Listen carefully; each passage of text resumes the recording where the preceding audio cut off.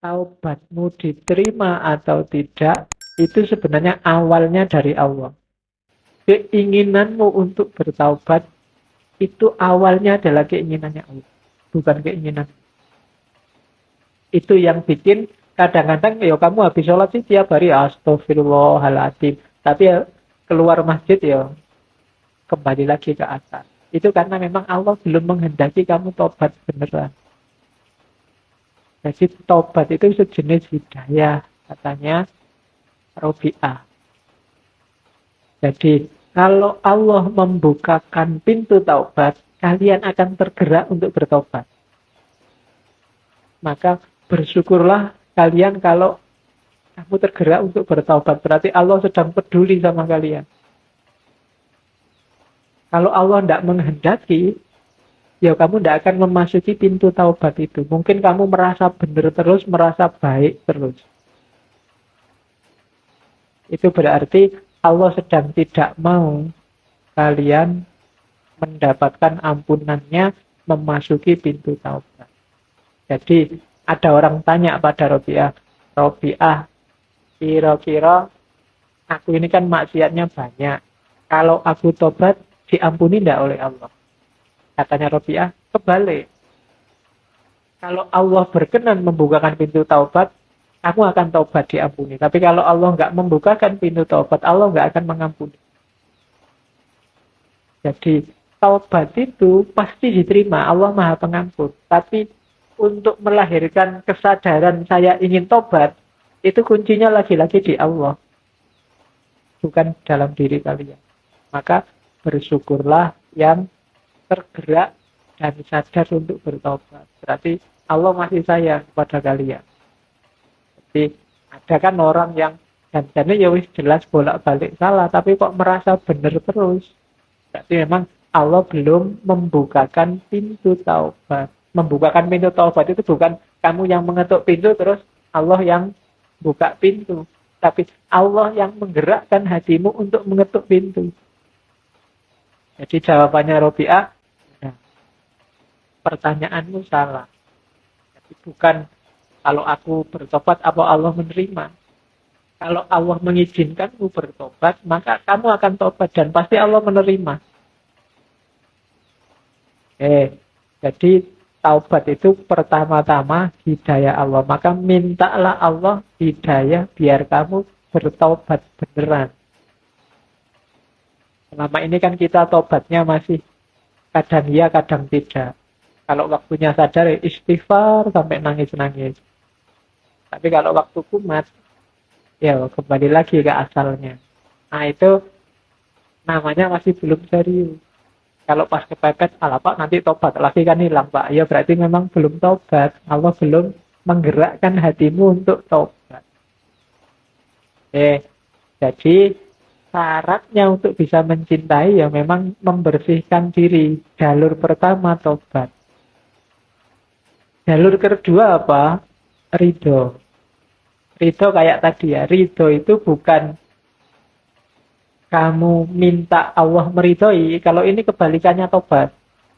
Kalau tobat, mintalah Allah akan menggerakkan hatimu bertobat. Kalau ridho, jangan minta Allah meridhoimu. Allah itu sangat sayang padamu, pasti meridhoimu. Tapi engkaulah yang ridhoilah Allah dengan segala ketetapannya. Jadi ini teorinya dibalik-balik oleh Robi'ah. Kita kan biasanya, mari kita minta ridhonya Allah. Semoga Allah meridhoi kita. Itu gampang. Sekarang kita balik. Mari kita meridhoi Allah. Gak berani ya kamu bilang gitu. Tapi maunya Robi'ah begitu. Mari kita meridhoi Allah itu apa artinya? Apapun yang terjadi, apapun yang sekarang berlangsung, kita ikhlas, kita rela, kita terima. Wong ini semua dari Allah. Itu namanya meridhoi Allah. Jadi doanya bukan semoga Allah meridhoi kita. Kalau itu pasti. Tapi semoga kita bisa meridhoi Allah. Kita bisa rela dengan semua ketetapannya Allah. Kita tidak komplain. Kita tidak terima dengan keputusannya Allah. Kita tidak merasa galau dengan segala ketetapannya Allah. Itu namanya ridho pada Allah. Radhiyallahu anhum wa radu anhu. Jadi Allah meridhoi mereka dan mereka juga ridho pada ketetapannya Allah. Ini teori kedua. Jadi kita selama ini konsepnya agak terbalik. Kita merasa tobat itu dari kita, kalau ridho dari Allah. Kalau di Robi'ah, kebalikannya. Tobat itu dari Allah, kalau ridho dari kita. Cuma ini harus dijelaskan agak panjang. Kamu jangan nanti khutbah Jumat tiba-tiba ngomong ini. Tidak dijelaskan asal-usulnya. Jadi maksudnya tobat itu dari Allah. Kalau Allah menggerakkan hati kita untuk bertobat, kita akan tobat dan pasti diterima oleh Allah.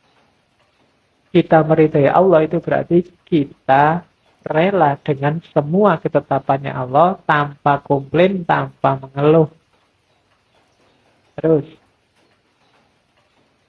Nah,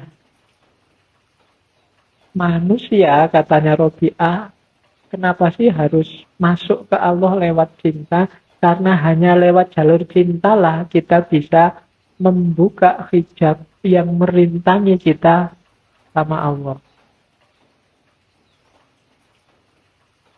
Jadi katanya Robi'ah, Allah menutup hati makhluknya dengan hijab yang halus. Para ulama terhalang karena keluasan ilmunya. Para zahid terhijab karena amalnya. Dan para hukama tak mampu menembus karena kehalusan hikmahnya. Jadi, kesibukan dunia kita itu adalah ujian dari Allah yang menghijab kita justru dari Allah. Jadi Allah menguji cinta kita padanya. Itu dengan hijab-hijab ini. Sehingga kadang-kadang kita terlena oleh hijab-hijab ini. Pandangan kita tentang Allah terhalangi. Kita ngerti tentang Allah dari ilmu kita. Akhirnya kita dalam tanda petik menyembah ilmu kita. Kita memahami Allah dari buku-buku filsafat. Kemudian kita konsepkan Allah sesuai filsafat kita. Dan konsep itulah yang kita sembah. Kita tidak merasakan Allah, tapi kita mempertuhankan konsep kita tentang Allah. Itu yang dikritik oleh Robi'ah. Itulah hijab. Kita harus menghilangkan hijab-hijab ini. Kita rasakan langsung Allah. Kan sering ya teman-teman mengkritik, jangan-jangan yang kita sembah bukan Allah. Tapi konsep kita tentang Allah mungkin memang begitu. Resepnya Robi'ah, maka jangan berhenti di konsep. Alami dan rasakanlah Allah dalam hidupmu. Para ulama sering terhijab oleh ini, oleh ilmunya. Orang-orang zahid kadang terhijab oleh amalnya. Fokusnya hanya pada sholat malamnya, loh saya ngaji tiap hari, loh saya. Fokusnya ke situ. Seolah-olah kalau sudah itu sudah selesai. Kalau para hukama ini ahli fikih, ahli hukum, terhijab oleh hikmahnya. Para filosof itu juga terhijab oleh hikmahnya. Terpesona oleh keindahan konsep-konsepnya. Sehingga terhalang dari Allah. Maka jadilah orang arif, kayak tadi saya jelaskan. Orang arif yang pengetahuannya lewat rasa, intuisi, langsung nyambung dengan Allah. Kalau kita langsung nyambung sama Allah, nanti Allah akan menempatkan kita dalam cahaya cintanya. Relasinya namanya mahabbah. Tidak lagi berjarak. Tidak terhijab oleh konsep. Tidak terhijab oleh amal. Tidak terhijab oleh hikmah. Kita langsung merasakan Allah dalam hidup kita. Dirinya mahabbah. Seraplah segala yang mungkin membuatmu jatuh cinta sama Allah. Nanti ini kalau di Ghazali lebih jelas. Kalau di Ghazali kan di Ihya itu bilang, apa sih yang membuat kamu jatuh cinta? Kalau kamu bilang yang cantik-cantik, Pak. Yang maha cantik itu Allah. Jadi harusnya yang paling kamu cintai Allah. Saya suka dengan yang baik-baik, Pak. Loh, yang maha baik, paling baik di alam semesta ini Allah. Siapa lagi kalau bukan Allah yang paling baik? Harusnya kamu jatuh cinta sama Allah. Saya mungkin perempuan. Saya suka yang maco-maco, Pak. Yang kuat, Pak. Loh, yang paling kuat dan kuasa itu Allah. Harusnya kamu jatuh cinta sama Allah. Saya suka yang indah-indah, Pak. Yang paling indah itu Allah. Harusnya juga kamu jatuh cinta pertama-tama sama Allah. Itu Ghazali. Jadi menyerap keindahan dan keagungan Allah. Hasilnya pasti cinta. Kalau di Robiah kan ada syairnya. Jadi Tuhan, semua yang aku dengar di alam raya ini, ocehan burung, desir dedaunan, gemercik air di pancuran, nyanyian burung bersahutan, hembusan angin, suara halilintar, dan suara kilat yang berkejaran. Ini kusadari sebagai tanda bukti atas keagunganmu dan sebagai saksi abadi atas keesaanmu. Juga sebagai kabar bagi manusia bahwa tak satu pun ada yang menandingimu dan menyekutuimu. Jadi ini sebenarnya syair ini muncul ketika Robiah merasa galau. Aku ini termasuk wanita solihah, kok pekerjaannya main seruling dan menyanyi. Jangan-jangan Allah tidak suka ini. Tapi setelah dia mendengarkan alam semesta, melihat keindahan alam, dia sadar bahwa ternyata bunyi-bunyian, termasuk segala keindahan yang lain, itu justru menunjukkan keberadaan Allah. Mulailah dia jatuh cinta sama Allah, serulingnya ditinggalkan, nyanyinya ditinggalkan. Bukan karena seruling dan nyanyi mungkin menurut dia sesat, tapi karena dia mulai jatuh cinta sama Allah. Kalau sekedar suara, kan dia melihat alam semesta ini isinya penuh dengan suara. Kalau suara seruling itu dianggap sesat, berarti semua suara yang lain juga bisa. Ada suara halilintar, suara burung ngoceh, suara. Kalau suara itu sesat. Cuma Robiah tidak karena itu dia meninggalkan serulingnya, tapi karena dia tergetar menyerap keindahan dan keagungan Allah. Kalian yang belum bisa menangkap keindahan dan keagungannya Allah, susah untuk jatuh cinta sama Allah.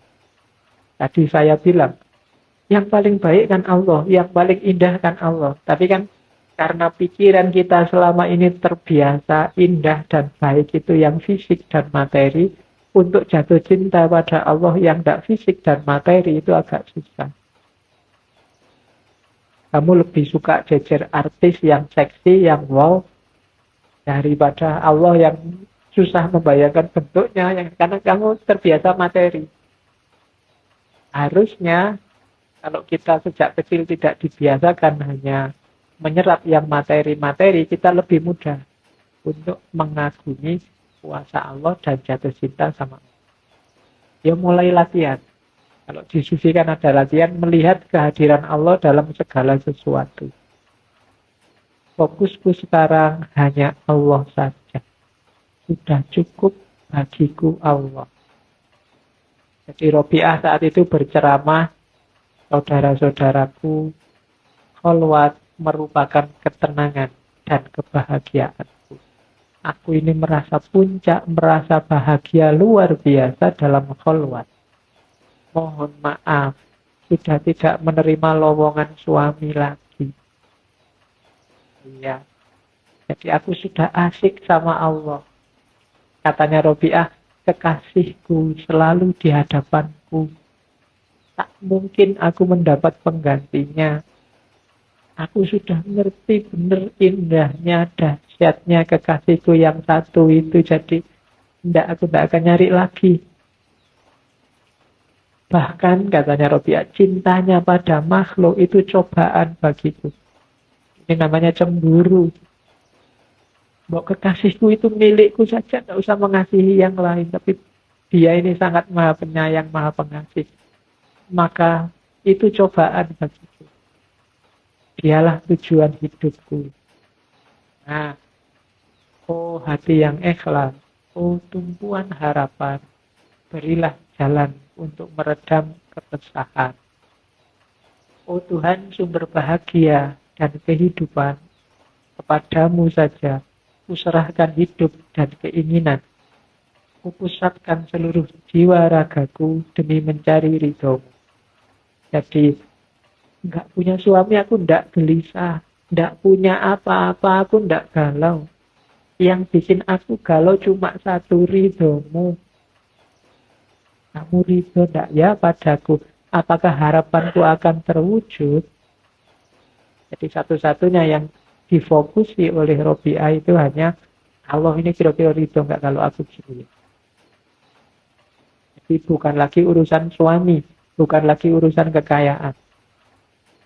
Meskipun miskin luar biasa, banyak hartawan yang ingin bantu. Ada cerita seorang hartawan ingin bantu Robiah, cuma takut karena dia tahu pasti ditolak. Akhirnya melalui sahabatnya Sufi, namanya Sufyan Tsauri.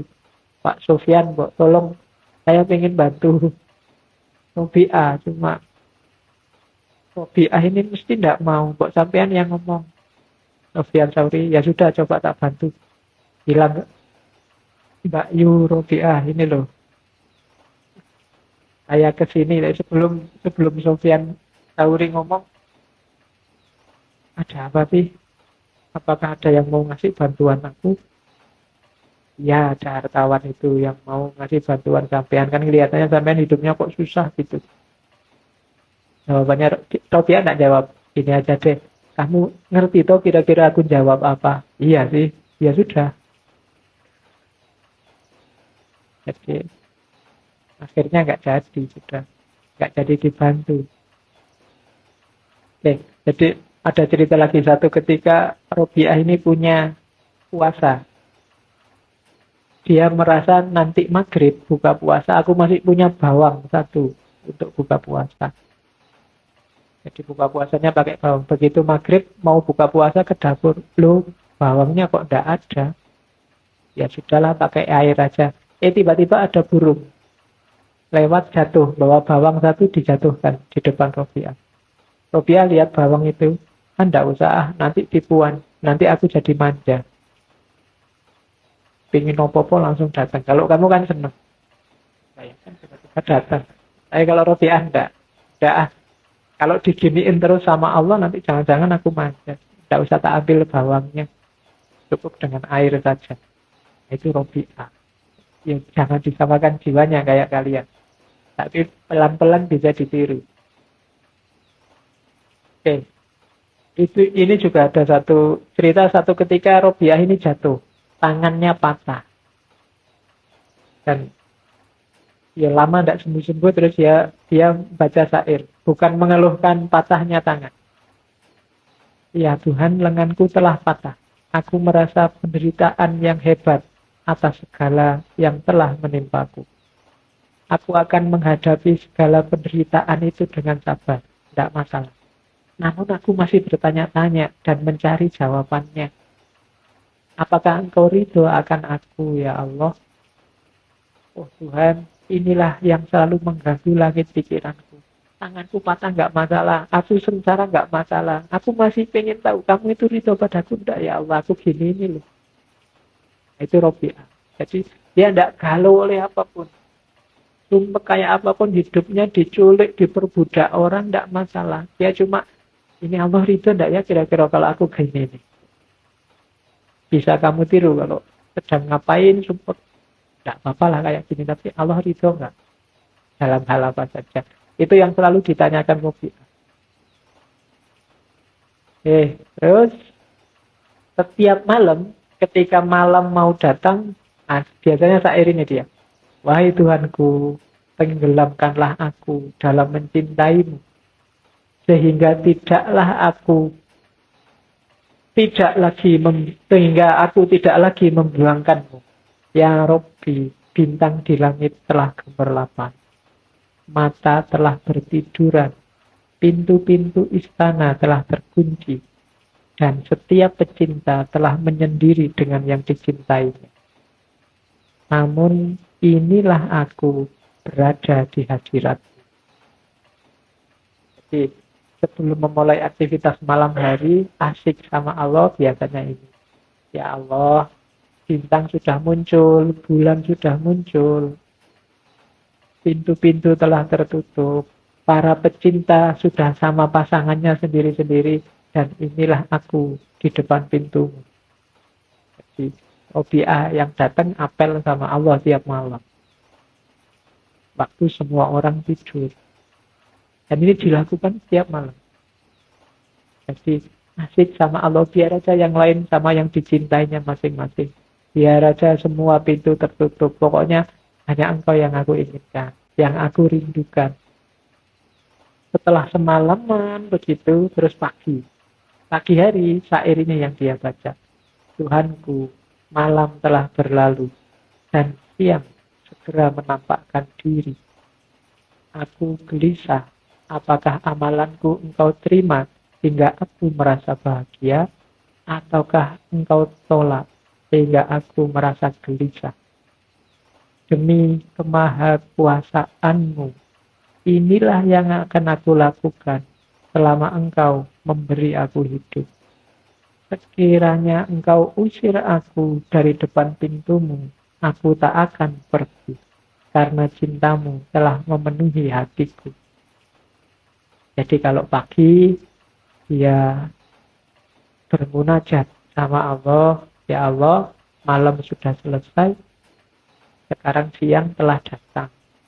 Amalanku semalaman tadi engkau terima apa enggak ya?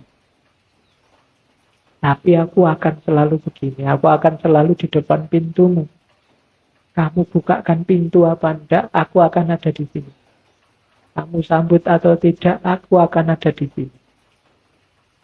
Karena aku sudah terlanjur jatuh cinta dengan itu Robiah. Jadi 24 jam hidupnya hanya untuk Allah. Kerinduan yang tiada henti pada Allah. Terus, ya ini syair yang lain. Kujadikan engkau teman bercakap dalam hatiku.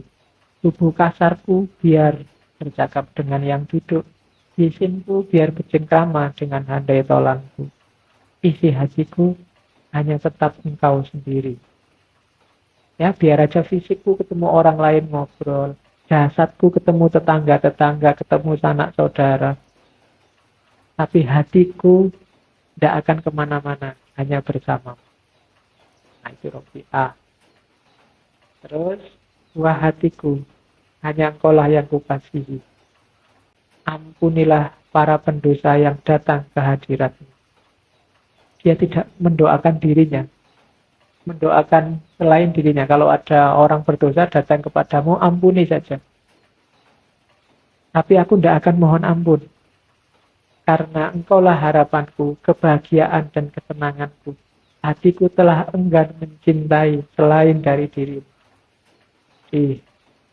Engkau marah padaku, tidak apa-apa. Asal jangan pergi dari aku. Itu Robiah. Nama Allah. Robiah itu, ya tadi karakternya orang Cina memang selalu rindu pada Allah. Setiap, dia kan tidak pernah tidur sholat malam. Sampai fajar. Biasanya fajar dia tidur sebentar. Tapi setiap kali bangun tidur, kalau pagi dia baca syair ini. Memarahi dirinya. Wahai jiwa, berapa lama engkau tertidur? Sampai kapan engkau tertidur? Engkau terlalu nyenyak tidur. Akankah engkau tertidur saja tanpa terbangunkan kembali? Kecuali oleh trompet hari kebangkitan. Jadi kalimat ini terkenal karena banyak orang mendengar. Setiap kali pagi habis dia tidur sebentar sebenarnya. Karena semalaman nggak tidur, asik sama Allah. Begitu dia sadar, aku ketiduran. Jiwanya sendiri dimarahi. Kamu itu kok senengannya tidur tuh, yo. Kok tidak tidur, asik terus sama Allah kan enak. Jadi, cara Robiah mendidik dirinya. Kalau kita kan enggak. Ya enggak usah dikasih contoh. Oh ya, enggak apa-apa. Ini salah satu contoh jiwa yang benar-benar jatuh cinta sama Allah. Terus, ya kelihatannya kok berat ya. Bisa dicoba. Jatuh cintalah sama Allah. Ini yang salah satu yang terkenal.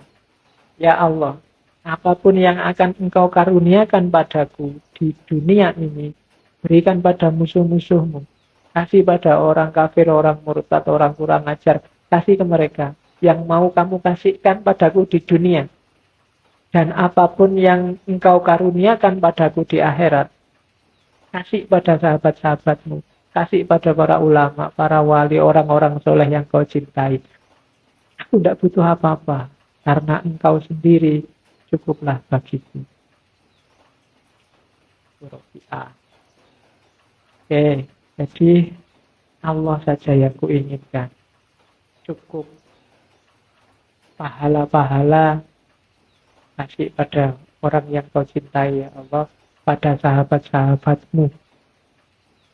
Derajat tinggi, barang duniawi, materi, yang mungkin engkau berikan padaku di dunia, kasih pada musuh-musuhmu. Aku tidak butuh itu semua, aku hanya butuh engkau. Allah. Ciri mahabbah selanjutnya dalam Robi'ah adalah tidak mengharap apapun. Hanya menerima saja, tidak usah minta-minta. Satu ketika dia sakit, Sofyan Sauri datang. Robi'ah, kami itu kan dekat sama Allah. Ya mau berdoa biar sembuh. Terus Robi'ah bilang, sakit ini dari siapa? Ya dari Allah. Berarti kan Allah menginginkan aku sakit. Kalau aku dapat sesuatu dari yang aku cintai, ya aku nikmatin. Itu Robi'ah. Jadi itu kalimatnya selanjutnya ini. Aku ini hanya hambanya. Apa hakku untuk menginginkan sesuatu? Kalau aku menginginkan sesuatu, sedangkan Allah tidak menginginkannya, maka kafirlah aku. Saya. Jadi, jangan menginginkan sesuatu yang tidak diinginkan oleh Allah. Maunya Robi'ah. Kalau kamu kayak gini, berarti melawan Allah. Apa terus kalau sakit nggak diobati, Pak? Iya diobati. Tapi tetap dengan logika, kalau Allah yang ngasih sakit, Allah yang ngasih kesembuhan. Tidak harus kamu marah-marah. Kenapa saya dikasih sakit? Tidak ada mengeluhnya, tidak harus protes, tidak harus komplain. Diterima saja. Ini orang jatuh cinta.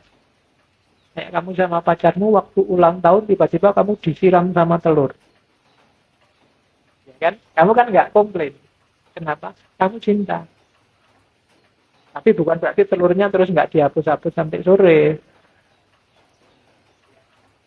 Nggak diprotes, tapi ya terus dibersihkan. Sakit ya diobati, tanpa mengeluh, tanpa komplain. Apalagi marah-marah. Ya Allah, gimana sih? Saya itu kan orang soleh. Rajin. Kok ya dikasih sakit? Kan nggak begitu. Jadi, enggak. Malah istilahnya Robi'ah ekstrim. Kalau aku menginginkan sesuatu yang berbeda dengan keinginannya Allah, maka kafirlah. Yang dikafiri apa? Kufur atas apa? Kufur atas pemberiannya Allah. Semua kan Allah yang memberi. Kamu sehat, kamu sakit, kulitmu mulus apa kasar, putih apa hitam, rambutmu keriting apa lurus, itu kan pemberiannya Allah. Jangan komplain, Pak, saya kok lahir di Indonesia ya Pak, akhirnya pesek hidungnya. Coba lahir di India, mungkin hidungnya lebih panjang. Itu namanya komplain. Allah sudah menghendaki itu, ya sudah. Kan kamu sering mengeluh gitu. Coba kemarin saya anaknya Jokowi, Pak. Kamu protes. Allah sudah menginginkan itu, ya sudah. Diterima saja, disyukuri. Kalau enggak, karena lawannya syukur itu kan kufur. Kalau kamu enggak terima, itu namanya kufur. Kenyataannya memang sudah begitu. Mau gimana? Kamu jago siapa, yang jadi kok malah siapa? Ya sudah, berarti Allah menghendaki itu. Ya bukan berarti terus kalau kamu tidak setuju diam saja. Ya kayak sakit tadi itu. Ya diobati, tapi tanpa harus komplain, tanpa harus protes. Yang paling bagus apa? Engkau harus menginginkan segala sesuatu yang diinginkannya. Sesuatu agar engkau menjadi hambanya yang sejati. Semata-mata agar engkau menjadi hambanya yang sejati. Namun tidak masalah jika memang dia memberikan.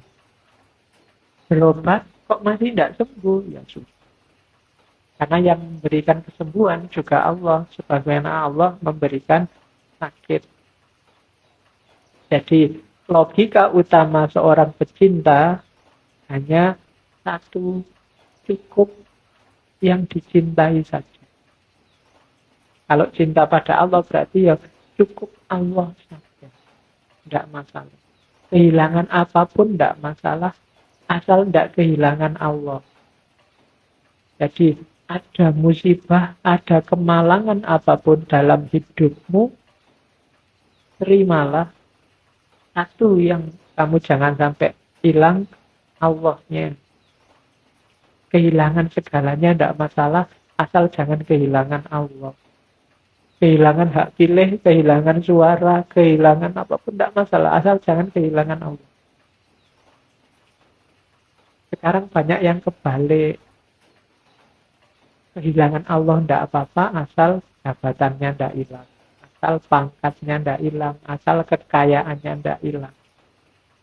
Sekarang dibalik. Atau Allah dimanfaatkan demi kekayaan, demi jabatan, demi pangkat. Itu kondisi kita hari ini. Padahal kalau kita mencukupkan diri dengan pemberiannya Allah, sebaliknya nanti Allah juga akan mencukupkan hidup kita.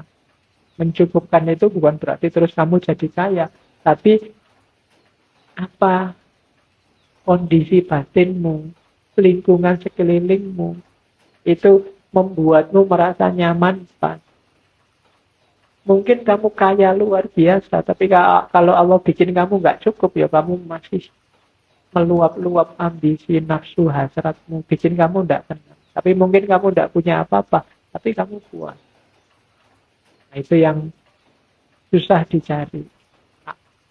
Robiah menemukan itu lewat jalur cinta. Dan menurut Robiah, dunia ini awal dan akhirnya akan ke situ. Selama kita belum menapaki jalur itu, kita tidak akan ketemu puncaknya, nikmatnya hidup.